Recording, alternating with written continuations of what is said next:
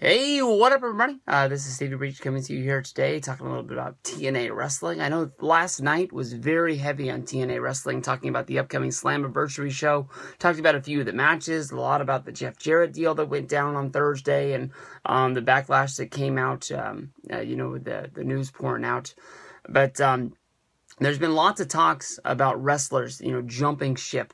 And last night during the video where I talked about James Storm, I jumped on a rumor talking about how James Storm was tweeting out something that was being sort of deciphered as he was going to be leaving TNA. Well, today he cleared up the fact that some people tweeted him, and basically he was actually tweeting about the fact that it was his 18th year anniversary of having his first match in wrestling. He's not leaving TNA. He's happy there. So I am happy. I just have a video that's up talking about the match between him and Magnus, talking about this might be his last match in TNA. But every day there's news pouring out of people leaving. There's stories now about Loki is out of TNA. And every day it seems like there's Gunner or Sam Shaw or people like this that are leaving. There's a story up today that Bully Ray is going to be returning to TNA during the tapings that are happening before Slammiversary. They're actually going to be airing.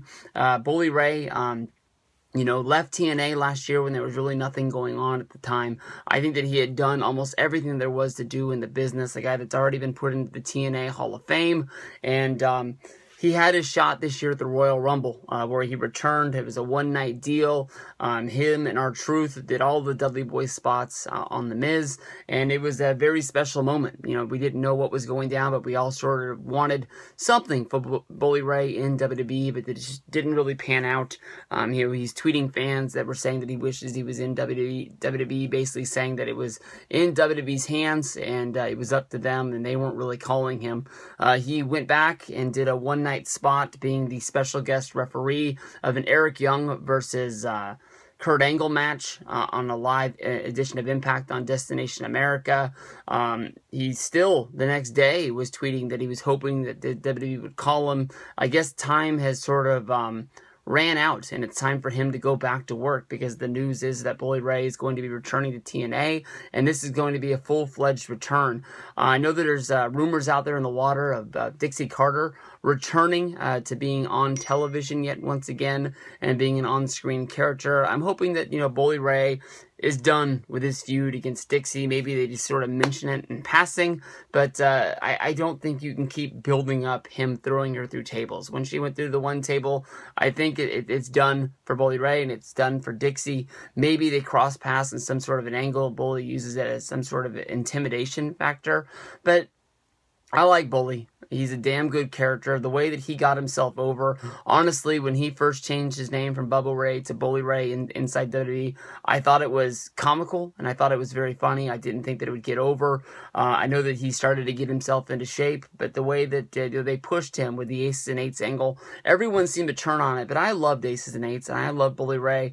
I went to that Bound for Glory where he fought against AJ, and he wrestled a damn good match, as he's wrestled a ton of good matches before.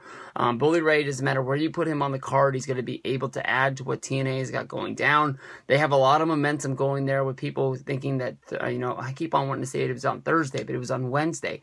That Wednesday's Impact was a much-watched TV for them, and I'm sure with the Jeff Jarrett rumors and the Jeff Jarrett talk, I'm sure that it's going to pour over a little bit into Slammiversary, even though it wasn't, widely publicized, but everybody knows that they have a big show coming out of Slammiversary on Wednesday, which I believe is going to be the EC3 versus Angle match, and then we can see where the ball starts rolling from there. But the talk has really died down about Destination America canceling Impact once September comes. Maybe they're happy with the ratings that they're getting now, bringing Ring of Honor onto ship, but we'll have to see where this goes. But I'm excited for Bully Ray and his upcoming time with TNA, and hopefully this is a full-fledged return for him.